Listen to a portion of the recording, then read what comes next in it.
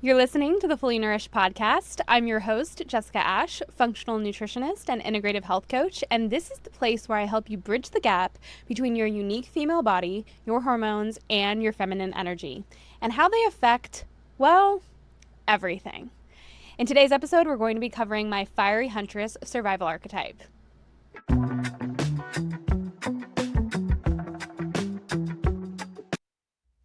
Hey queens, so I got a little quiz for you today.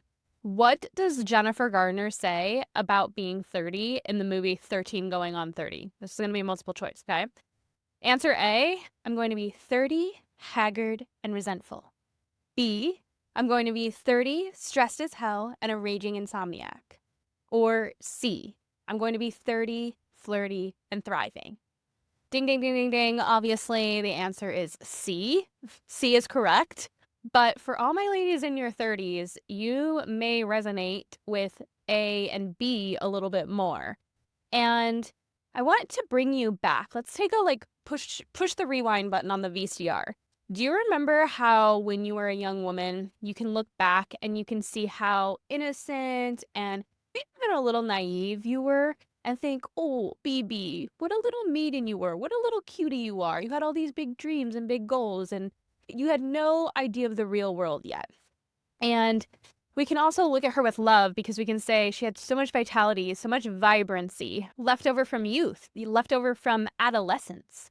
And you can see Jenna Rink in 13 Going on 30 is a perfect representation of how, even though that is the time and the phase of the maiden, there's something really powerful awakening within us. Glimpses of the vision of who we want to be without all the hardships or I can'ts or I should do this getting in the way, right? Just pure imagination, pure connection to our higher self, the woman we want to become. And through this, we often start to disagree with our parents, maybe have our own opinions. We think we're so much wiser and older than we are, and we have it all figured out. But there's something really important about that phase. And I know for some of us, we had childhoods where that had to be suppressed or that came out in an unhealthy way. And we'll get into that because today we need to talk about the Fiery Huntress. So typically the season of spring is associated with the maiden archetype, also sometimes called the lover typically, but I like to call her the maiden. And she's associated with youth and new beginnings and innocence and curiosity, starting a new journey, right? Being youthful and free-spirited and optimistic and curious and exploratory. However, like I said, running parallel to the maiden, there's a much more powerful and rebellious energy that's running underneath it. Something stronger is beginning to stir inside of us underneath the innocent maiden. Because the maiden, she can be a little naive. She can be a little innocent. And so there is a protective energy underlying that, a shadow energy that is also associated with spring. And I always tell women, we talk about this a lot in my community, that you don't need social media. You don't always need books or being taught something by someone else to learn things, to learn concepts about the universe. And I realized when I came across this underlying dark energy or this fiery huntress energy last year during early spring. It was a really long and pretty wet winter where I live. And we were staying at this campground at the time. It was pretty much all dirt. It was just straight dirt. And we got this really heavy rainstorm. It was a rainfall for a couple of days. Everything was really ugly and muddy. And it was just that kind of like feeling when you're at the end of winter where you're just like, I'm done with winter. I'm done with this wet. But suddenly, after 5 days of rain, we finally got this sunny day. And I went out on a walk and I looked down at the dirt. And there was all these little like piles of dirt. Like picture these mini gopher holes where it looks like something actually almost dug a hole or was coming up through the earth, had pushed up through the earth. And I was like, what are these? There was hundreds of them everywhere I went as I walked. They were everywhere. And I looked down and I realized that overnight, these mushrooms had pushed themselves through the dirt. And that was my first sign of spring. And then after that, after a few days, plants started to sprout from the ground. And it was just a beautiful lesson that I learned from nature. And I realized that before we enter the beauty and innocence of spring, there's a moment of time where we have to have enough forward-moving momentum, enough push through to set things into motion, to move the direction from yin, that deep yin of winter, to that yang of spring and summer, this forward-moving, outward-moving energy. And so the energy of early to mid-spring is associated with the warrior goddess archetype. Before the maiden can come forward, there's this angsty shift. Just like when we become preteens or tweens, it's different for all of us, where there's this fighting moment, this forward-moving momentum to set things in motion. And that is the warrior goddess. That is the warrior archetype beginning to stir within us. And this happens in our bodies as well. She's setting things in motion. She's fearless. She's protective. She creates vision and she plans. She is a boundary setter, right? She's learning who she is and where her boundaries are. She's self-sufficient. She's committed. There's strength and courage behind this warrior. It's the power needed to birth anything new. She comes up during birth, right? She comes up, she's that gritty, raw part of ourselves, the power of creation, the power that births new ideas and realities. She's a creative force that gives rise to purpose and helps fulfill our dreams by setting them into motion. That is the energy of early spring, before the maiden truly sprouts, before spring truly sprouts. As we move into spring, that is the energy that sets things into motion. It's the energy that's powerful enough to get things moving in a different direction. The warrior is that angsty teenager that fights with her mom and has something to prove and is going to prove it by accomplishing shit. And the warrior shows up, like I said before, in the early spring of our cycle. Post-bleed, mid-follicular phase is the early spring of our menstrual cycle. And as we transition from low hormones to rising estrogen and rising dopamine and rising testosterone, to set that into motion, it is the warrior that has to push through and shift direction. She is the one that's powerful enough to do this. The warrior is an important part of spring, of forward-moving momentum. But where the fiery huntress shows up, and why I call the survival archetype or shadow archetype the fiery huntress, is because the warrior can easily turn into a whole identity. We can become dominantly the warrior, and the warrior can show up at the forefront throughout our whole lives and take over. And it can make us feel like we have to protect ourselves. If you are dominantly stuck in your fiery huntress energy or your fight energy, it's going to make you feel like you have to always protect yourself, always push, always perform, and always stay in control and stay one step ahead at all costs just to stay safe.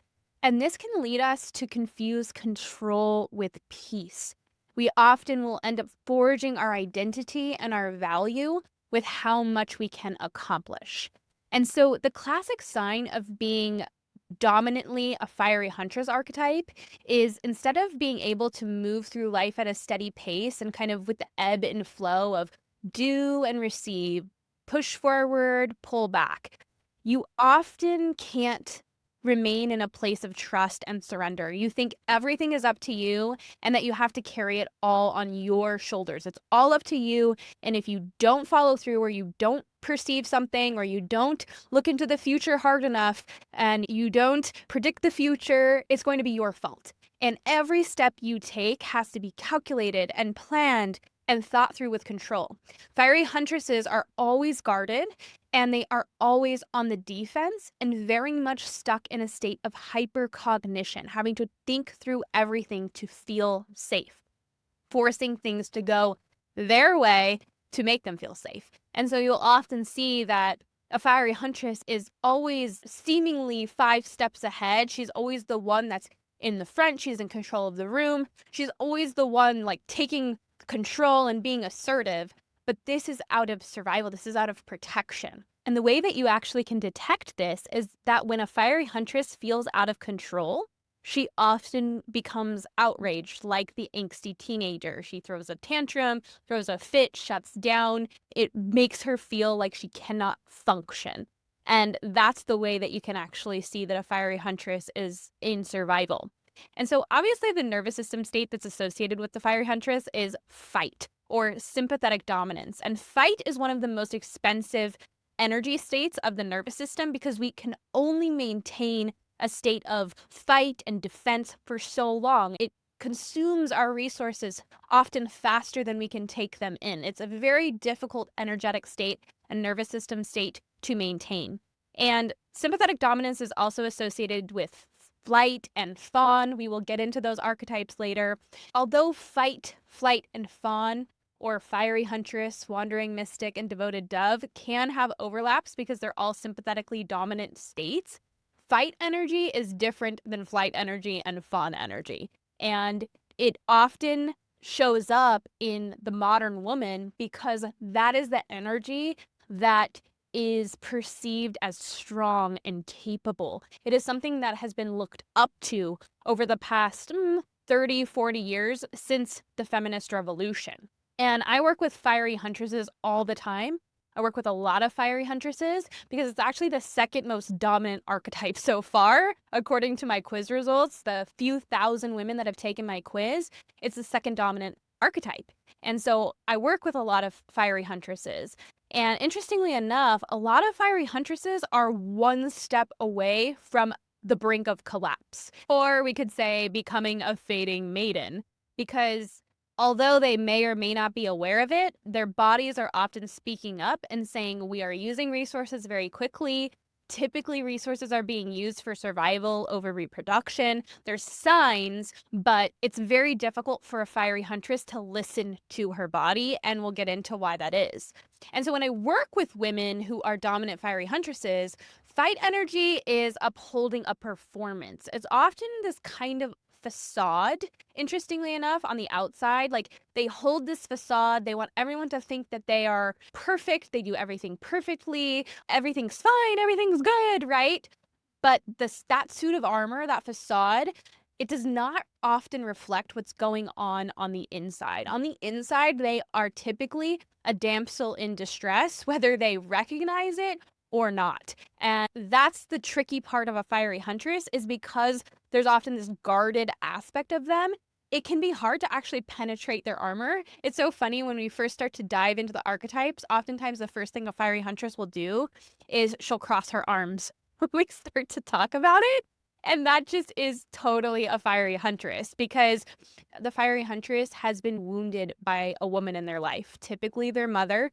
And so they have a tricky relationship with the feminine. They don't trust a lot of people, or they don't feel safe to be completely vulnerable with a lot of people, especially women. And they have a tricky relationship with the feminine, with nourishment, with softness. And their body has learned that softening and relaxing and resting is not safe, whether that be something that they perceived from their childhood or something that is a learned behavior. This can show up in many different ways, but it very regularly shows up in the inability to completely rest and relax. Like, when you relax and rest, you feel guilty, or you feel like you should be doing something. Sometimes women will chase productivity and busyness. They only feel safe when they're busy, even if they're not actually accomplishing anything. It's like, work harder, not smarter.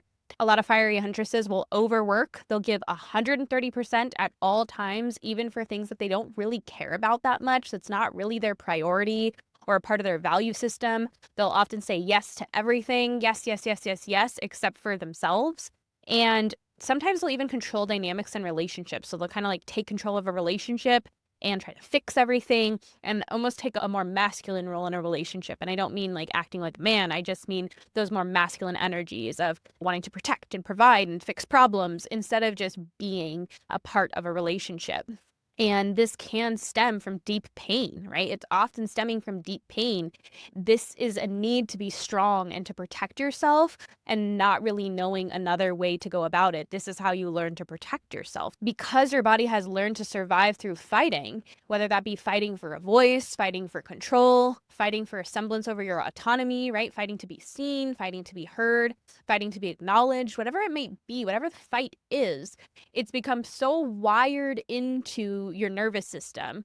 It creates a shift in hormonal priorities. And this shows up by feeling very high energy and hyperactive and very defensive and quick to anger and quick to react, right?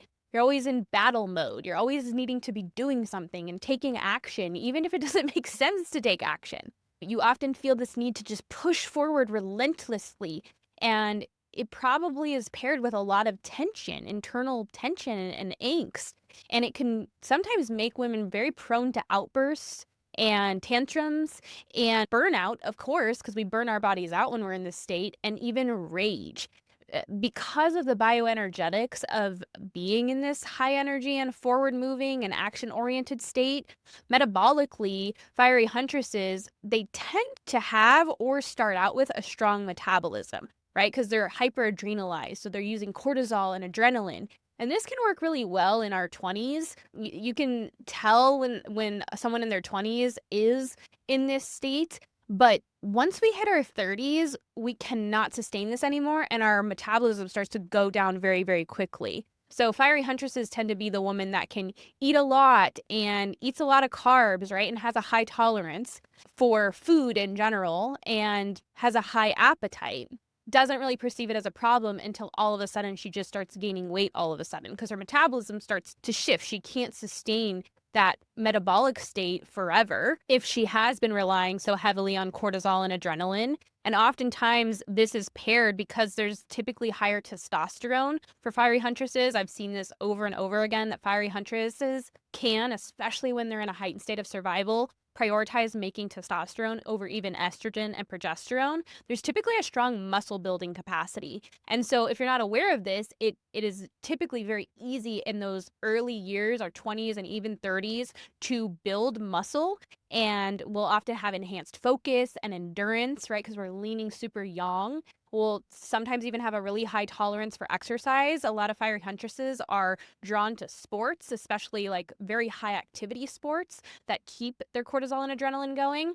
Again, this can only be sustained for so long. That high cortisol and high adrenaline output does burn our bodies out at some point, and it really depends on our nutritional stores, our metabolic reserves. Eventually, our body will hit a wall and will start to slowly move down. And you'll sometimes see fiery huntresses tumbling down into wandering mystics. They'll start to become avoidant or even devoted dove. They'll start to just people please, but eventually, oftentimes fiery huntresses will burn out into fading maidens. And when fiery huntresses are still leaning into their dominant fight energy, there's often adrenal issues, sometimes estrogen dominance, and we'll get into why in just a moment, and low progesterone. Because interestingly, for fiery huntresses, their follicular phase, that early to mid spring phase, is when they're going to see some symptoms of what energy they're leaning into. Now, fiery huntresses love their follicular phase because that is the time when most of us as women feel the biggest surge of energy. And so fiery huntresses love that energy, and they often will go balls to the wall during this time. And although the follicular phase may not be super symptomatic, maybe for some of them they will see subtle signs and symptoms, that tired but wired feeling, maybe a harder time sleeping. There might be some symptoms of being dominantly sympathetic, leaning into this fiery huntress. Honestly, for most of them, it might feel really good. But it can lead to lengthened cycles and delayed ovulation. And sometimes their luteal phases are very difficult because they're not realizing that they're spending all the energy of their cycle, almost like a bank account, right? We only have so many savings, and our capacity shifts throughout our cycle. If we spend all our money at the beginning of the month during our follicular phase, we're in the negative the second half of the month. And that's how a lot of fiery huntresses live their cycles. They push really, really hard during their follicular phase. They just give 150%. And then they just kind of tumble into their luteal phase and kind of fight it because they feel weak. They don't like feeling weak. They don't like having to slow down. And so they wonder what's wrong with them. They fight it. They resist it. And so they spend more energy during the luteal phase pretending everything's all right and pushing their bodies beyond their capacity. And eventually you can see how this leads to burnout. They are very prone to overexertion and often a lot of inflammation, heat, hot flashes, muscle tension, jaw clenching, digestive issues, high blood pressure even, irregular periods that are often very lengthened follicular phases with delayed ovulations, or like I said, low progesterone, PMS, really like irritable and hot around their period, or hot, achy, cramping. and hot, achy periods, difficulty sleeping, obviously high cortisol, adrenal fatigue, burnout, even autoimmune issues, especially ones that are associated with inflammation, tension headaches, anything having to do with like the head and jaw, because we have so many cortisol receptors in our face and our cheeks and our jaw. There can be a lot of TMJ issues, grinding and clenching. Hair loss is a big one for fiery huntresses because of all that tension in the head, all of those cortisol receptors. And if there's estrogen dominance, that will even make the issue worse. And then, of course, hormonal imbalances, especially those related with testosterone. So PCOS, estrogen dominance, irregular cycles. And I can relate so much to the fiery huntress because this was me for so long before I found myself just completely collapsing, completely fading maiden. I wish I had this awareness, right, that everything is energy, including our body, including our symptoms. And these signs that our body uses to speak up to us are to focus our attention. If you've purchased the full archetype bundle on my website, you know that in the introduction, I talk about how our body is always trying to get our attention, and not just get our attention, but focus our attention to what's important, right? And so that's how symptoms help us. The signs that our body speaks up to us help us. They try to focus our attention, to get our attention so we can start moving in the right direction and do what we need to do to start healing, right? Our body is actually trying to help our souls heal. And so when you look at the fiery huntress's mental and emotional world, you'll often find that their inner world runs really, really hot, sharp, and fast, and focused on control, always trying to make a decision really quickly and fix a problem, seeing everything as a problem with a solution to be fixed or managed. And oftentimes our thoughts will loop around perfectionism and productivity and performance. And because for a fiery huntress, vulnerability feels so unsafe, fiery huntresses often feel most of their emotions through the filter of agitation and irritation and intensity and anger. And so it's really important when you are fiery huntress dominant to sit with your irritability, sit with your intensity, sit with your anger, sit with your agitation, and listen to the wisdom of those things. What is it trying to tell you? What's behind that irritability? What's behind that agitation? What's behind that anger? Because often there's much softer emotions behind those. Even often sadness and fear can quickly harden into frustration and defensiveness and this need to fight. And it's important to be aware of that because when we're in a sympathetic state, especially fight, our emotions will often be masked behind something else. And then when we look at the spiritual state of a fiery huntress, oftentimes because the fiery huntress and fight dominance is the most masculine of the archetypes, of my survival archetypes, for a lot of fiery huntresses, not all, I'll say not all, but for a lot of them, there's an aspect of the suppressed feminine because many fiery huntresses see the feminine with disgust or disdain or resistance. And this goes back to that wounding from the women in our life, especially our mother. And so fiery huntresses are more in their masculine. They're assertive and controlling, and they seek power over circumstances as a protective mechanism. And so it leads them to lean into their unhealthy masculine. Right? A healthy masculine would be provisionary and protective without control. And so it's not necessarily a healthy masculine, but it is typically more masculine dominant. And because of this, fiery huntresses are often very hyper cognitive. They're hyper stuck in their head. They're much more in their head than in their body, and they often don't realize that. There's a lot of mental rigidity and need for logic and needing to do everything mentally before it's done in your body. Before you feel it, you have to think through it. And it can be very difficult for fiery huntresses to soften enough to just let things flow and feel their way through life. And so this is actually one of the main healing paths of the fiery huntress, is to get comfortable with softening enough to get out of their head and out of their intellectual state. They're always looking at something from the outside, trying to figure out how they're going to figure it out and fix it and control it, right? Instead of just be in it and experience it. And so this is a part of the healing path for the fiery huntress, is to be in your life experience instead of control your life experience from the outside looking in, or have this kind of separation. A lot of times with some fiery huntresses, they have a hard time seeing themselves clearly because they see the facade as them. The defense armor that they're holding up is not them, but they have grown to think that that is them. And so there's a softer, more juicy center to them that they need to learn and get associated with and familiar with for sometimes the first time in their life, which is a really wonderful thing to do. And this is something I had to go through personally. I had to learn how to be and exist in a completely different way and move through life in a completely different way. It was very hard work. It wasn't easy. And I honestly wouldn't wish it on my worst enemy. However, on the flip side, it's one of the most powerful things that I have done in my life. And it is something that has changed the way that I move through life and my perception of the world and my perspective of God. I mean, everything, every cell in my body has changed from moving through this experience.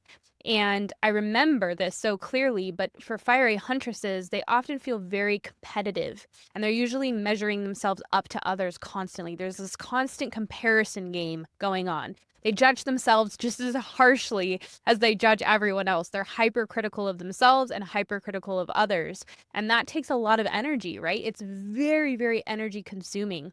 And so part of reconnecting to your receptive feminine nature is learning to feel safe around the feminine fully, learning to trust, learning to soften, learning to receive your emotions and listen to the wisdom of your anger and submit and surrender to a higher power, to acknowledge that there is a higher power that is working things out for your greater good. And not everything lies on your shoulders. You don't have to fix everything and carry everything. You can put that burden down and you can focus on channeling your energy constructively, not just spending all your energy on everything all of the time, and soften your defenses and learn how to actually embody and practice balance, not just to cognitively structure and say, this is what balance is, this is what balance must be, but actually embody it and practice it and focus on the next right move for you and connecting to your intuition. And part of this healing path for the fiery huntress is really getting connected to your self-expectation and the impossible expectations that you are putting on yourself and possibly other people. Not everything is a battle. Not everything is controllable. And that doesn't say anything about you. It doesn't say anything about your value or your worth. You're going to have to face the discomfort of feeling out of control and being vulnerable, and that you can't do it all. You're going to have to admit that to yourself and accept that it is okay and that you are held even when you don't hold everything together. You are held by something greater than you, bigger than you, and you can find safety in that. Like I said in the last episode, for every archetype, it's learning how to lean into the energetics of our cycle, the ebbs and flows, without swinging so far into one direction at our most yang dominant times, and then swing us into the total opposite direction and the end of the pendulum in our most yin dominant times and be like, oh my gosh, what's happening to me? Well, you're going through another cycle, you're going through another moon cycle, or you're going through another menstrual cycle, and there's energetic ebbs and flows that are associated with that. It's interesting how in our hyper-masculine culture, we have cognitively processed the idea of cycle syncing. We've cognitively processed the idea that our hormones are shifting throughout our menstrual cycle. We've put certain practices and things into action about that. But the embodiment of that is lacking. The awareness, the actual what it feels like to go through those ebbs and flows is still very much lacking in our culture. We haven't recognized or accepted yet that this means that I have differing capacity throughout the month. My priorities change. There is a specific archetype coming to the surface at certain parts of my cycle. And what I cared about last week, I no longer prioritize. I actually care about this. That does not make me crazy. That does not make me indecisive. That does not make me emotional. That makes me a woman. Until we accept that, until we acknowledge that, it keeps us in this very exhausting back and forth and makes us feel like we lack stability. We lack safety. We lack consistency. We lack equilibrium, right? We're in that state of what I call crushed. We're crushed by the weight of not moving with our flow. We're in conflict, C. We're in a state of resistance, R. We're in a state of urgency, U. We're in a state of scarcity, S. We're in a state of helplessness, H. We're in a state of exhaustion, E. And we're in a state of disassociation, D. And the sad thing is we really are craving that stability, that safety, the consistency, and the equilibrium. That's what we're actually seeking when we're going down all these rabbit holes and we're going down all these different health and wellness paths, what we're actually craving and seeking is the stability and the safety and the consistency. But because of the survival archetype we're in, it's skewing our perception of reality. We're not leaning into each archetype equally. We're staying in one archetype and we're feeling very stuck and very stagnant. And so this journey does require a lot of awareness. It does require a lot of self-control, learning energy. It does require a lot of hard work and learning, becoming a student of your own body and your own energies and the energy of the universe. But if you can shift your perspective of yourself enough, it will eventually shift your behavior, and that will shift your body.